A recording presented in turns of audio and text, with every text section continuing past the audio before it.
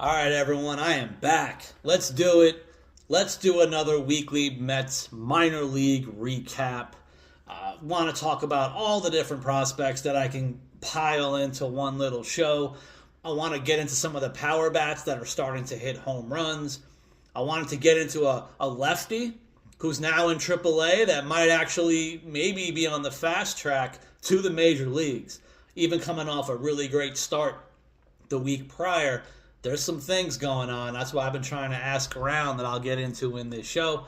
Again, talking about all the prospects from the younger ones to the older ones. The guy that I nicknamed Barry Bonds is already off to a bit of a hot start way down in the minors, so I'll get to that in a bit. But as I always try to do at this point in my little weekly situations here, I want to start in the highest of high levels in AAA and make my way down. I want to start with obviously AAA Syracuse. The one bat that I want to talk about because he's not the hot or the highest prospect is Drew Gilbert. I basically just wanted to mention that in this last week, which is just ending now through the weekend, he's had a hit in 4 of the 6 games played. He played in all 6 games this week. Shout out to AAA Syracuse. Binghamton, you could barely play 3 or 4 games a week with the rain. But hey, Drew Gilbert, 4 of 6 games, he's got a hit, 2 walks, 3 Ks, and a home run for the week. Some of the things to keep an eye on, he's still mixing and matching around the outfield. Looks like mostly center field, which for this team, probably good that a guy like this at the highest level remaining plays a lot of center field because he might be needed. People always ask all the time, Drew Gilbert, how is he in the outfield? You know what? He's better than playable. So the term playable means, I think he can make do. I think Drew Gilbert is above that at any of the 3 positions. I think he can handle it. It's something to keep an eye on, though. So let's see how the hit tool continues to progress as things start going on. We see these rumors now with some of the trades already. Way too early for that. But what if a guy like Drew Gilbert could be called up anyway soon enough? Now I just want to talk about the pitchers. Here's the pitcher, Felipe De La Cruz. You know I've been talking about him for what seems like 10 years. He's now at the AAA level. When he made his debut, he pitched one of the greatest starts of his entire pro career. But then guess what? All of a sudden, this past week, or this current week in the Mets minor leagues, he made 2 appearances specifically out of the bullpen, pitching exactly 1.2 innings in both outings. I believe he gave up a run in one, none in the other. Overall, 3 1/3 innings, 5 Ks, only 1 walk through these 2 appearances. Now, again, it's only 3 1/3, but for someone like Felipe De La Cruz, his entire major league possible career comes down to his command. Trying to talk to some of the people in the Mets organization, like, hey, he has like the greatest outing of his life, and then all of a sudden he's coming out of the bullpen. But guess what? He's a lefty. He already throws up to 97 as a starter. He was already sitting more 94, but he was topping 95, 96, getting to 97 as a starting pitcher. Mets need a lefty. I started sniffing around. Sounds like what the Mets are implying to me is, well, there's a lot of excitement about Felipe De La Cruz, but how many pitches can he really throw consistently with command? And if he may be like a 2-pitch pitcher, maybe the bullpen is going to be his thing. So I think everybody needs to keep an eye out really fast right now for Felipe De La Cruz, because out of nowhere, if he continues to be strictly out of the bullpen in Syracuse as a lefty arm, you might need to consider him almost the next man up for the pen to try to take advantage of that situation for a lefty who throws 95 plus. Again, we're going to have to worry about the command and the consistency right off the bat. But we kind of do that with a lot of arms anyway. But listen, you heard it here first. If he gets called up, bit of a brief or quick call-up, it's going to be because he's left-handed and throws 95 plus. And now that's why they're converting him from starter to reliever, perhaps full-time. Let's keep an eye out on that. A couple of guys who made outings again after some struggling ones. First, you have Blade Tidwell. He's back in the minor leagues after that brief start, which again, he got BIP to death in that outing he made in his major league debut. But he's back in the minors. They kept it short and sweet. 3 1/3 innings, only 1 hit, 0 earned runs, only 1 walk, 5 Ks. So it looks like he came back. The command looked good. Let's keep an eye on Blade Tidwell for the next couple of weeks as well. Not necessarily for a quick callback to the majors, but how the innings going to look. Is he going to continue to be, starter 4 or 5 innings again? Or they want to keep him stretched out? Because I'm curious to see what the Mets want to do with these arms. Obviously, we got to talk about Nolan Wiffle Ball McClain. He did it again. He's now in AAA, and sure enough, 7 innings, 7 singles for the 7 hits, 0 earned runs, 0 walks, 7 Ks as a AAA debut. Talking to some people in the Mets organization, they were like, well, might be pretty quick from now. I know what that implies. So, again, it's only the first start in AAA, but the organization, I think, is already waiting to see how soon that Nolan McClain is going to make it to the major leagues. This is exciting stuff. Again, the command continues to look really good now for Nolan McClain. With the type of stuff that he throws with that wiffle ball that I joke about and the movement on his fastball, for him to have this much kind of consistency overall in the strike throwing, this is exciting stuff to keep an eye on.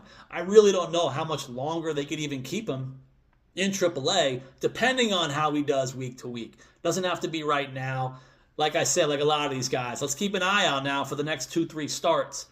If it's going to be similar-ish, not always 7 scoreless, but keep an eye on the command.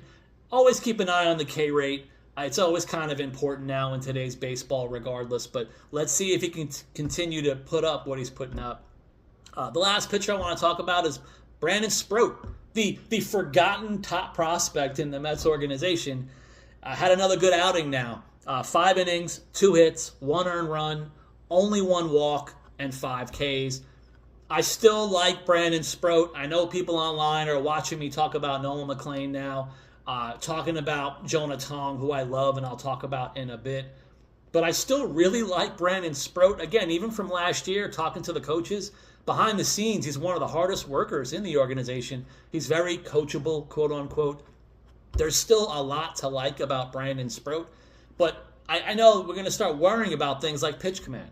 And I know some people online are talking to me about pitch movement. Like, what do we have here? Is Brandon Sproat going to be Noah Syndergaard 2.0, throwing 98 plus, but what kind of movement are you going to get on his pitches? It's going to have to be something definitely to look at, but again, he's a really talented arm. The Mets are still excited about him. Let's just see if he can build off this latest outing and not have one of those consistency or inconsistent outings in the next 2-3 appearances in the next 2-3 weeks. To Double-A, I only want to talk about a few guys in Double-A this week, mainly because they're always rained out. I don't know what it is. Maybe Steve Cohen needs to build a dome or something in more of the affiliate stadiums, not even just for Binghamton, but they can't seem to get many games in unless it's maybe a doubleheader, which we'll talk about what happened in one of the doubleheaders. The main thing is our guy, Jet Williams, he's still kind of cruising along. He had a hit in 3 of the 5 games this week, includes a double, stolen base. Kind of what Jet does, 4 walks in the 5 games and 4 strikeouts. I'll take that all day or every week specifically. That's the kind of thing you want to see. You want to see Jet Williams getting on base to use his speed. I know one of the concerns ongoing of sorts is why does he keep playing in the infield? I don't know. I'll keep trying to ask. He continues to play a whole lot of middle infield, not much of center field going on. Looks like maybe they just want to get him consistent with the bat, which is working. He's still 283 on the year with a 365 on-base percentage, which I think could be very important for Jet Williams. We're not seeing a lot of power early on at this point in the early season.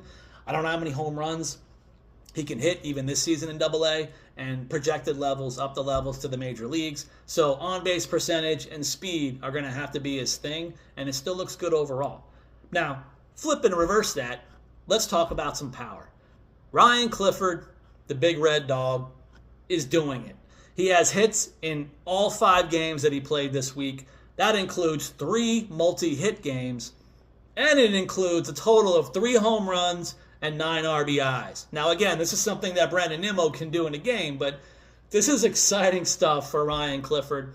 I feel like a lot of us, a lot of my fellow minor league junkies, we've been waiting for him to hit all season. of sorts, even though it's only mid-May. But this is exciting now to see him get really, really extremely hot this week. Now we got to see if it can stick, right? Because it's minor league baseball. He's played the exact same team for all 5 games. So let's get him to see a new team next week. I want to see what's going on because, again, Ryan Clifford is still young. I know the defense, we don't really know what to expect, even at first base, let alone right field. He's not going to win any Gold Gloves. But Ryan Clifford's going to hit the ball out of the stadium. And now that he's doing it this week, please, Lord, let him build on it going forward. Because he could be one of those power bats to enjoy at the major league level. Because the Mets are not really developing a lot of true power bats. And here he is right in the flesh. Let's see how he progresses going forward. Now, the last guy to talk about is the easiest one because he basically pitched one of the greatest minor league performances ever in the Mets organization. Jonah Tong in Double-A. It was a doubleheader, which there's still 7-inning games. Here he goes, 6 2/3, hitless. No hits, no runs, no walks, and 13 strikeouts. I'm pretty sure Jonah Tong at this point has one of the highest K rates in minor league baseball. And that's as a starter, not even as a reliever. For him to do this, and I guess at 99 pitches, they don't care if it's a no-hitter. The Mets made a decision, even at the minor league level, to yank him with 6 2/3. Thankfully, the reliever that came in kept the perfect game for the last out, giving Binghamton an actual perfect game for that, which is awesome to experience, I'm sure, for all the players. But Jonah Tong, I had to talk to the staff right after. And what they basically said was the obvious. He looked amazing. His fastball was absolutely incredible for the night. And one of the other things that they mentioned, even more than the incredible fastball, was the pitch command and being able to throw certain pitches when he wanted to. That's going to be the thing. For him to have that incredible electric fastball, but then if he has the command and just the confidence to throw certain pitches when he wants to, called by, I'm sure, analytics and coaches and the catcher. But for him to be able to do this with some consistency, the sky is still the limit for Jonah Tong. And I've been saying this since last year. I had him as a 1A to Brandon Sproat's 1 in the top pitching prospect in the organization. Nolan McLean wants me to throw all that out the window, it looks like, but we have a little trifecta going on. So this is pretty exciting stuff to see with him. All right, now let's go to the Brooklyn. It's always hard for me to figure out even how to talk about the Brooklyn Cyclones because I'd have to talk about the entire lineup. I'm going to try to keep it short. But this week, everybody was doing it again. I want to highlight Eli Pedro Serrano. 4 multi-hit games this week. That includes 2 home runs. 2 home runs in the week. 4 of the games he played were multi-hit games. He was in like a bit of a mini slump in the week or 2 prior. So here he comes back with a bang. And he's a guy who even coming into the season was pretty much a consensus top 30 pick, top 30 ranked prospect that not a lot of people were talking about. And again, he's an outfielder. Mets could use outfielders right now, but he's still only in high A. But this is really cool stuff to see a guy like this blossom. Along with one of his teammates I'll talk about right now or in a second. But Eli Serrano might be getting his name out there as a guy who can hit all the way to the majors. The other guy is the younger one, A.J. Patrick Ewing. He pretty much put up Barry Bonds numbers in St. Lucie, so they had to get him out of there.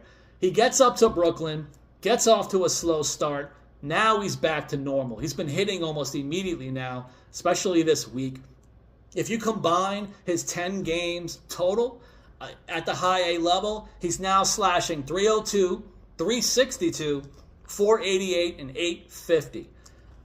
Defensively, he's played all 3 outfield spots, which is pretty exciting to see. Looks like he's logged a little bit more time in center field, which even for value purposes, you want a kid like this who's lighting it up offensively, get him at that, center field position. If you can't play short, play center. 2 of the highest value positions in the sport. Even for trade value, God forbid, don't trade him. But even just the value to the organization up the levels. This is really cool to see A.J. Ewing. When I started asking about him a year or 2 ago, the coaches and staff basically told me you got to slow down with him. It's going to take a little bit of time, but he's amazing. I saw him as a power bat we haven't seen a lot of power numbers come yet, and they may not come now in Brooklyn because nobody hits for power in Brooklyn. So let's see how the hit tool progresses without worrying about home runs at this level. Now, the other outfielder, obviously, is Carson Benj. He's the guy, one of the top prospects, obviously, the first-round pick. He's looking really good the early season, which was basically a lot of walks in April, and now he's starting to put more of the hits together. So this week, Carson Benj has 3 multi-hit games. For the month of May, his on-base percentage is .405. So now he's still combining the hits with the walks that were happening in April. So this is really exciting stuff. Carson Benj is one of those analytics darlings. He's a guy who's going to hit the ball hard when he makes contact.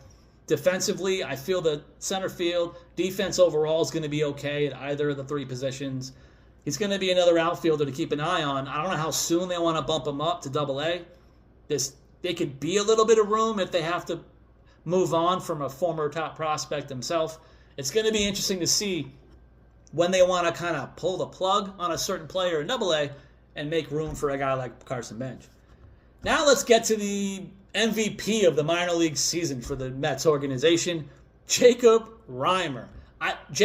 Barry Bonds Reimer? No, I don't want to use that for a guy later in this thing. Jacob Reimer has been absolutely incredible. The sample size at this point is up to 30 games. So he's now played 30 games at high A.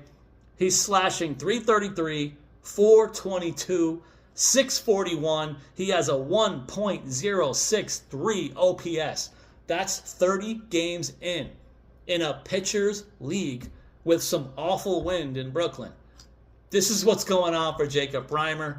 I don't know if it's the pitching/hitting lab, coaching, player development, whatever's going on. Jacob Reimer might be one of the most exciting prospects in the entire organization, especially right now. Maybe you jump him to basically top 5 as a prospect. I mean, how do you not in a pitcher's league to do this? One of the younger kids, the teenager Marco Polo Vargas, has 3 multi-hit games as well this week. I think everyone in Brooklyn has 3 hits because the lineup is insane. But he's only 19 years old. So it's important to note he also got off to a very slow start when he got pushed out of St. Lucie for hitting like .400. He was wasting his time there. Now he's in Brooklyn, started off really slow. This week again, 3 multi-hit games. The batting average has shot up a bunch of points now this week. And he has a .389 on-base percentage in the month of May overall. And that's been his thing. Even since they got him from the Marlins organization, in the low minors, he was having more walks than strikeouts in the low minors. So this is exciting to see with him. I like some of his defense. I've seen a couple of highlight reel videos of him in the middle infield. So the defense is pretty good. The eye is definitely good. And now the hit tool is coming along even more. As far as the pitchers, the 3 I wanted to talk about are like my wild card arms, pretty much all 3 for different reasons. One is Noah Hall, the right-hander. I do like Noah Hall. Talking to some coaches for the last year, they said he's like a surprise guy. He's going to be a talent stuff guy, but they want to see what they want to see. They got to see it in action. This week, 5 2/3, 2 hits, 1 earned run, 4 walks, and 2 Ks in his start. Now you got to worry about the command and consistency. But again, he's got a 1.83 season ERA. So the stuff is there.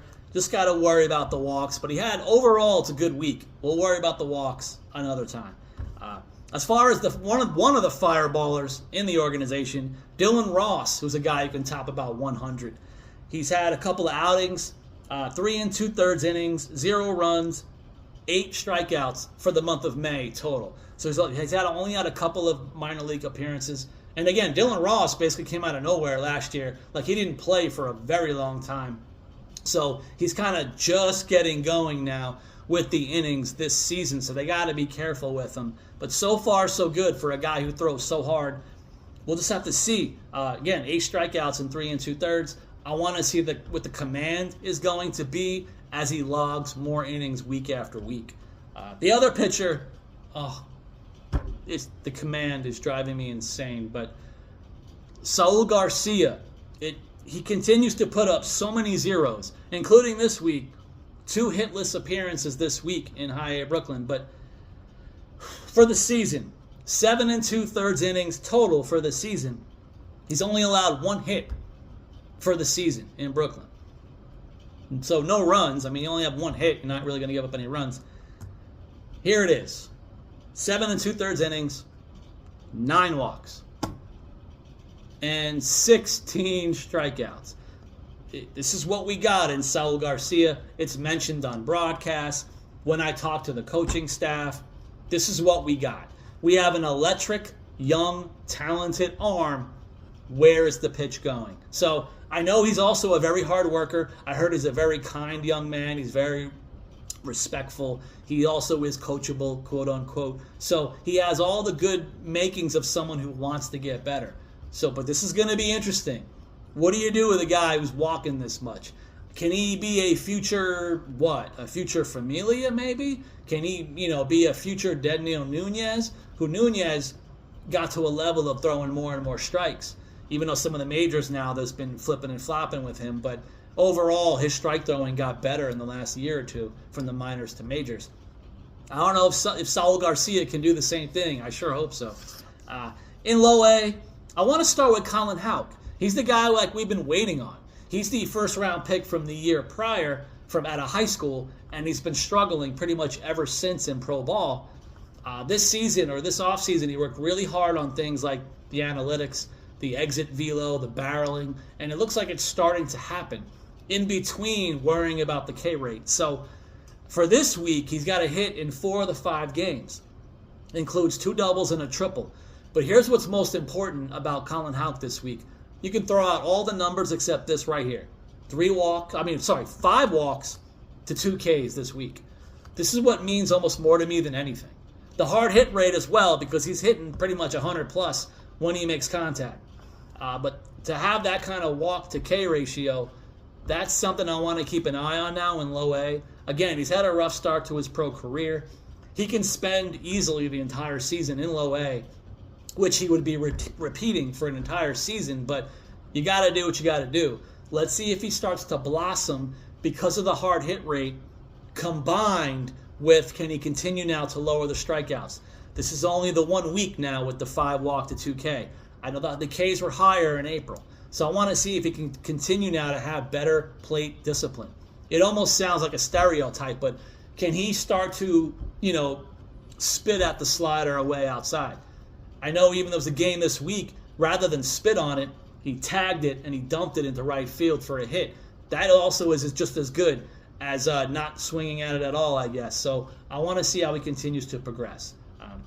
The other guy, it's going to be interesting to see because of how young he is. I believe he's still only 19. Simone Juan has a very, very, very modest 3-game hit streak, but they're all singles. But he is hitting 294 in May. But again, he's been a single machine in May, but he was also hitting about $160 in April. So for him to go from $160 to 290 from month to month, that's good to see. But now I want to see how things progress as the BIP kind of balances out on his part. And I know defensively he's got a lot of work to do in the outfield as well. But I want to mention him because, again, you don't really have many 19-year-olds in low A to begin with that are regular players, that are starters. So it's exciting to see, can he build on this kind of 290 start in May. One of the guys I want to talk about too is Nick Rosselli. I love me some Nick Rosselli. He's kind of really an exit velo guy himself. He got demoted from Brooklyn where there's like 50 hitters. So they sent him back down out of low A because of the high K rate. But this week, he's got hits in 4 of the 5 games, and he has 2 home runs this week and a double. So now this is what I want to see. He's got out of Brooklyn where lefties go to die. So now that he's back in low A, to kind of square things out, first and foremost, he's got to lower the K rate. After that, this is what we can expect from a guy like this. Because it seems like every game this week, he hit maybe 102, 103 mile per hour plus exit velo per game. Now they're kind of translating into some ground outs, but now they're translating into 2 home runs and a double. He also has been going oppo a lot. He was going opposite field in Brooklyn, but now he's doing it in Lucy, where again the parks are big as well. But I want to see now if Nick Rosselli can build on this. It's going to be really important because he's kind of a power bat himself, Now it's time to kind of look the part in the slash lines, and I think he can do it. As far as the pitchers, we got to talk about two of the main ones. Matt Allen, again, who hasn't been around in like 5 years. He's had 2 outings, one good, one not so good. It looks like in the the scoreless outing and the one he gave up runs, either way, my concern for the week has been pitch command. The balls overall have been up as far as the pitches called the ball, and the walks have been a little bit too much than they need to be for a guy like Matt Allen. At his age, even without all the playing time, you want to see him continue to dominate the low A level, but maybe he's going through one of these kind of rough patches from pitching so often at this point. So let's keep an eye out now. I'm going to start keeping an eye on his exit velo, his pitching velo. Sorry. I want to know how much his fastball is going to start looking as he throws more and more innings from not pitching for so many years. Now, the guy with all the velo in the world, Rammon Gomez, is doing what he does. No 104.5 this week from his fastball, but I know he topped 103 this week. And for the month of May itself, he's at 5 1/3 innings, 3 hits, 1 earned run, 4 walks in 5 1/3, and 9 strikeouts. This is what we're dealing with as well with Rammon Gomez. He pretty much sits 100. He sits 100 miles an hour in every inning, every appearance, every outing this season. Now it's just a matter of how many strikes can he throw consistently. And I know he's been eating a lot of innings of sorts. They should probably make him a 1-inning guy, but I mean, that's just me. But let's see if they continue to keep pitching him more than 1 inning, or maybe they start to finally get to a point of being a one and done, see what they have for him. And it's like the last arm from low A, Edgar Moreta. He continues to have one of the best quiet seasons of all pitchers in the Mets minor league system. And here's the main reason why. He's got a 3.04 ERA, which is okay. But again, I'll get into the more stuff. He's had 6 appearances. 3 are listed as relief appearances. But even in his outing this week, he threw like 6 innings, gave up like 1 run. So they've been kind of mixing and matching. They were giving a guy a rehab inning, and that's when he came in. So he's pretty much mostly a starter. He's basically pitched at least 5 innings almost every outing. But for the season, Edgar Moreta, 23 2/3 innings, 1 walk to 24 strikeouts. This is impressive no matter the level. This is something I want to keep an eye on with Edgar Moreta the whole season. To have that type of pitch command, I want to see if it sticks, you got to get him out of here. You got to send him to high A to have him face higher and higher level competition. Because if he's not even walking anyone and he has a low enough ERA, with those kind of strikes, with like a more than a 9/9 strikeout rate without walking anyone, so you're throwing all strikes, that's impressive. No one's really hitting him. So I want to at least consistently. So I'm excited about Edgar Moreta. Maybe he can be one of those innings eater guys up the levels, even to the majors. One of those guys you don't really talk about enough until he's eating those innings for you. Maybe even a future long man to try to count on to eat those 2-3 innings when you need it. Way down on the farm, I just want to talk about 2 of the young players in the Florida Complex League. There's my guy, Jeffrey Barry Bonds Rosa. I hyped him up way too much last season, and then he struggled stateside when he came stateside because the year prior in the Dominican Summer League, he basically hit a home run like every 2 games in the league. So that's why I gave him the nickname Barry Bonds. This season, he has to repeat the Florida Complex League because of how much he struggled. They tried to push him to St. Lucie last year. It really didn't work out. So now here they are, bringing him slowly again. And so far, he has 2 home runs in 4 games. But there it is. Home run every 2 games, like in the DSL. Call him up. But I want to see how he does, obviously, with the overall hit tool. But I'm still excited about Jeffrey Barry Bonds Rosa because you don't really have that many power bats in his system. And he might be one of the most powerful guys alongside Ryan Clifford.